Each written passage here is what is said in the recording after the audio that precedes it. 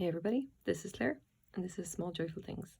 As always, I go to estate sales or I go to thrift stores and sometimes buy things from Craigslist, and I'm always looking for things that I think you're going to find interesting or that I personally like, and I bring them home, try and find out as much as I can about them, and then tell you guys about them. So here's what I got today. So I have a sugar bowl and a creamer set. These are quite nice. This is just you know, this is a transferware pattern, and that you can see it. It looks and is very lovely. Two on the same side, and you can see it says "in an old world garden." It does have this rim of gold as well, and based on the two of them, I actually think that that's hand painted. Very, very cute little thing. It's also incredibly small. We do have some manufacturing defects. You can see that that's not like a crack or anything. That is actually from when it was made. There is no chips nor cracks or nothing, but there are kind of spots like that, and then around here as well. And I get the feeling that that's from the actual transfer of the pattern itself. It's like essentially they were putting the pattern on.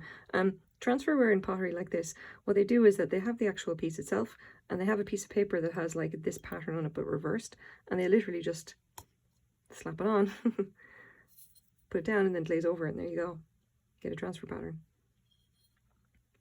But yeah, I think that those little spots might be just someone basically just kind of screwed it up a little bit. You can see there they just kind of messed up the very edge of the pattern, which is, you know, it's complicated, it's not bad. Obviously both of them have the exact same pattern, and they did a much better job on the sugar bowl, I think. I mean, came out looking quite nice. Oh, and in this as well, you probably can't see it, but I can definitely feel when I run my fingers around it. It has these little kind of bit there. It's a little piece of, I think it's porcelain that's just kind of got stuck or something and was just glazed like that. Yeah. Now, the interesting thing about these is that they stack. They're actually designed to stack. This was news to me. I actually got the two separately. In the same lot, I ended up buying these for, I think the set together cost me about $3.20 because this came in a larger lot of other ceramics that I bought out of an estate sale on Maxsold. The really nice Art Deco Hüttenschreuter set, the sugar bowl and creamer set that I actually bought with, I got the set, I got the lot because of those, and this was kind of the extras that came with it. It was obviously from someone who kind of liked their sugar bowl and creamer sets because there was like 5 of them. But yeah, this one is actually designed to stack. You sit together. I'm pretty sure that this is too small to be used for sugar cubes. I know the general wisdom is that, like, if there is no lid, then it is a sugar bowl that should be used with sugar cubes, and if there is a lid, then it's with granulated sugar. As far as I know, hopefully that's accurate. But I think in this case, like, this is definitely for granulated sugar, and you basically just, you know, stack them up. This is the lid. And you can see as well, if looking at the base, this is a little bit thicker. You can see that rim there is quite a bit shorter on the sugar bowl than it is on the creamer. So, having said all that, what's our mark? What do we got here? And you can see here, we've actually got a very nice clear mark. We have Englishware, Lancaster Sandland Limited, Hanley, England. I don't know where the Englishware comes from. I think it must be like essentially the name of the line that this comes from.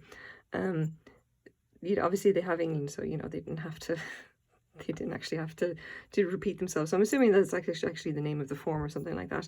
We do have a very, very faint mark here. I think this is 165.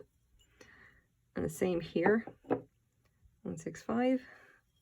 And I get the feeling that that's basically that's the model, as in like the actual, before they put the pattern or whatever on, like this particular model set, what do you want to call it, this particular shape of sugar bowl, shape of creamer that goes together, that's number 165, whatever you want to call it. Now, because it's English, it doesn't actually say made in England. I'm pretty sure that this would not have been made for export. This was made for, you know, for the local market. I kind of get the feeling that if it was actually in North America, it should probably say made in England or something similar, not just England. Or who knows, it might have a sticker on it. But that said, we do have information on the company, which is kind of what we want.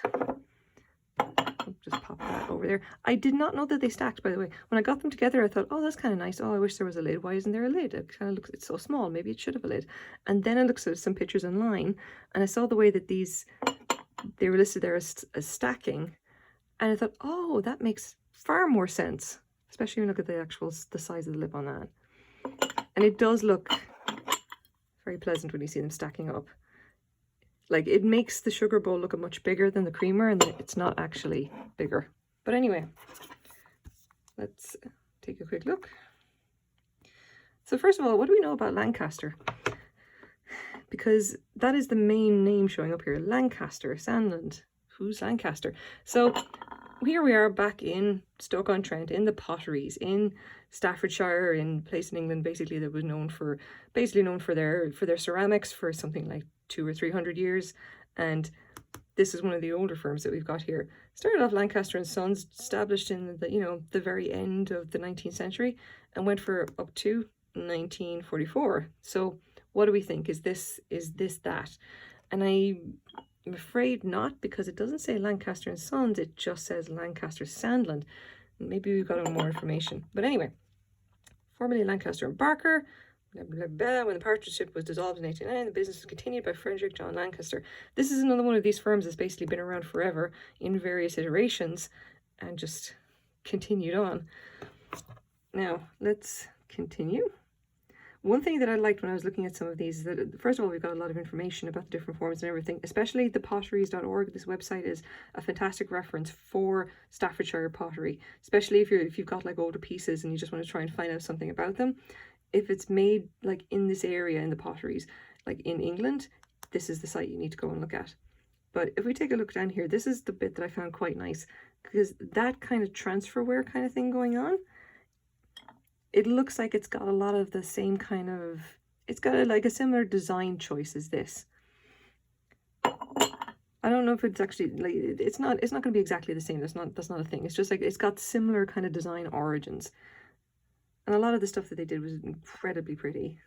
Especially these, I just can't get over that. A pair of lines modelled on the Medici lines of Florence. That's pretty cool. But anyway, let's continue and keep looking for the marks. Like, what else are we looking for? Well, if we keep going with, again, the Stoke-on-Trent potters, we've got this, Lancaster and Sandland, Hanley, 1944 to 1968. Manufacturer of earthenware, the Dresden Works in an area named Tinker's Claw in Hanley, Stoke-on-Trent. Oh, and that basically says like earthenware. It's like, so this is not porcelain. This is just, your basic stuff, not the good stuff, Anyway. So from 1944, the business was renamed Lancaster and Sandland when Sandland, another guy, became a partner of the company, and then they went into voluntary liquidation in November 1968. That's pretty good for us, because now that means that we can probably date this. And if we just take a quick look down at the marks, going here, Englishware, Lancaster Sandland Limited, Hanley, England, used from 1944 onwards. That's good.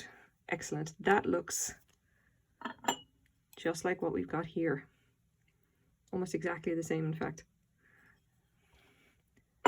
So let's see, can we actually nail it down any further than that? I've been looking around and I don't think I can. Not for lack of trying, but we don't kind of, the information's not there. I do have this, which is, this is a site on Gray's Pottery. These were the guys who actually did decoration, and they would have essentially bought in their the